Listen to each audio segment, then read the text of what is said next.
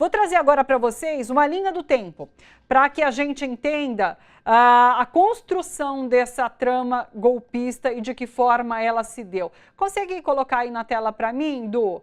Vamos lá, então, com essas principais datas. A gente tem, como eu comentei aqui com vocês, né, a partir de julho de 2021, no dia 29 de julho, para ser mais exata, a gente tem o Bolsonaro fazendo uma live com a fake news sobre as urnas eletrônicas. Esse é o primeiro momento de intensificação do que viria a ser essa campanha de difamação das urnas eletrônicas para contestar futuramente o resultado do processo eleitoral. Então começa aí, em julho, quando? Já expliquei aqui para vocês também, quando Bolsonaro e a cúpula do governo percebe que Lula aparece à frente nas pesquisas eleitorais que começam a ser feitas.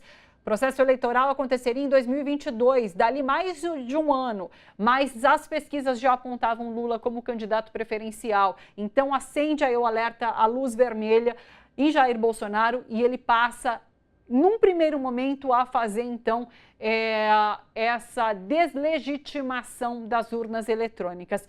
No dia 18 do 7, é 18 do 7 mesmo? Porque é antes, né? Deixa eu ver, peraí, deixa eu conferir aqui.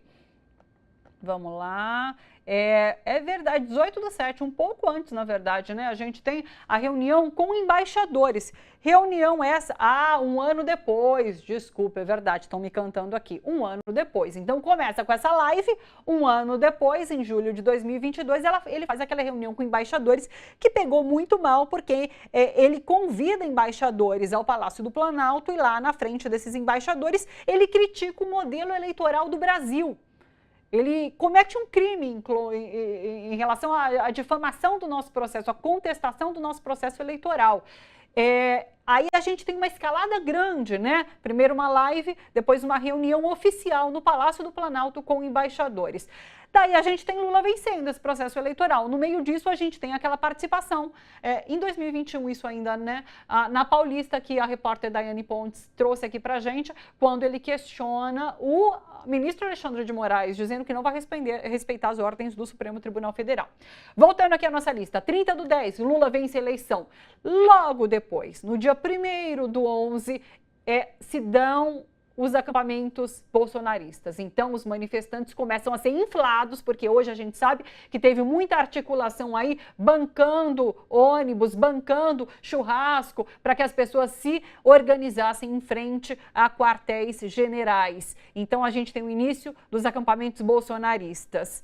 No dia 19 de novembro de 2022, a gente tem 19 de novembro, a gente tem a minuta do golpe sendo apresentada.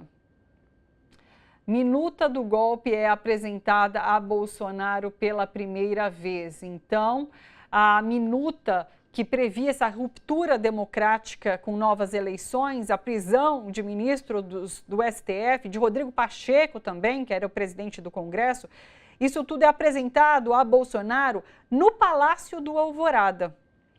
Logo depois, 6 do 12, a gente tem o plano para matar Moraes, Lula e Alckmin impresso no Planalto. Ele é impresso no Planalto e a gente fica sabendo disso, porque é num horário compatível com a presença de Jair Bolsonaro, Mauro Cid, Rafael Martins de Oliveira no imóvel. Então, assim, foi impresso e foi colocado em mãos dos três. A gente sabe que os três tomam conhecimento, Jair Bolsonaro ali presente. 7 do 12, Bolsonaro apresenta a minuta do golpe a militares.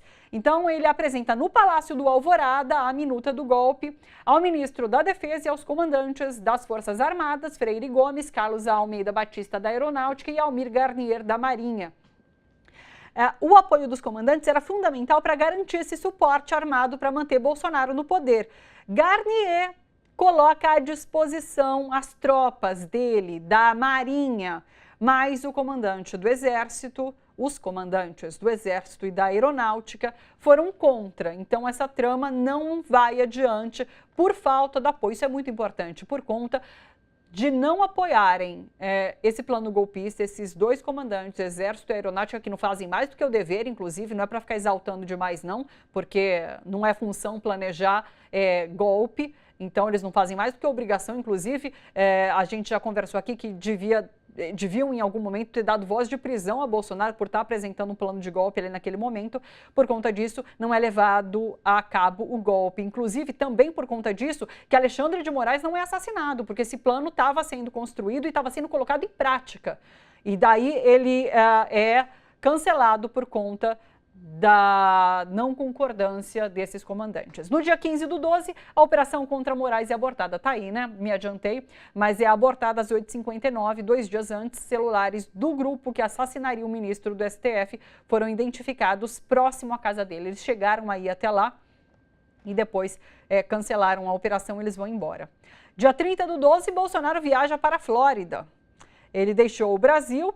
Com essa viagem, ele deixa claro que não passaria a faixa presidencial para o Lula no evento de posse. A gente já ficou sabendo depois também que ele viaja para lá justamente porque esperava o 8 de janeiro acontecer. E para que não tivesse uma relação direta com o que aconteceria no dia 8 de janeiro, ele foge para os Estados Unidos como se, não estou participando disso que está para acontecer aí não. Mas é isso, ele deixa as pessoas aqui, os seus apoiadores, que foram inflados por ele, pela sua cúpula de poder, e por muita gente que articulava nos bastidores essas manifestações, e ele foge para os Estados Unidos. Dia 1º de janeiro, Lula toma posse, sem a presença de Bolsonaro. O novo presidente assume seu 3º mandato, e no discurso ele critica a postura de Bolsonaro durante esse processo eleitoral. Diz que o ex-presidente tinha uma visão de mundo centrada no individualismo, na negociação da política e na destruição do Estado. Daí no dia 8 de janeiro, a gente tem, enfim, então, o ápice desse plano golpista, porque os golpistas invadem a sede dos 3 poderes e os 3 poderes tomados, a gente tem um golpe de Estado consumado, como disse Flávio Dino, volto a colocar isso aqui, consumado um golpe de Estado. Inclusive, Paulo Gonet coloca nessa denúncia apresentada agora que esse ato do 8 de janeiro era a última esperança da organização. Os seus membros trocavam mensagens apontando que ainda aguardavam uma boa notícia.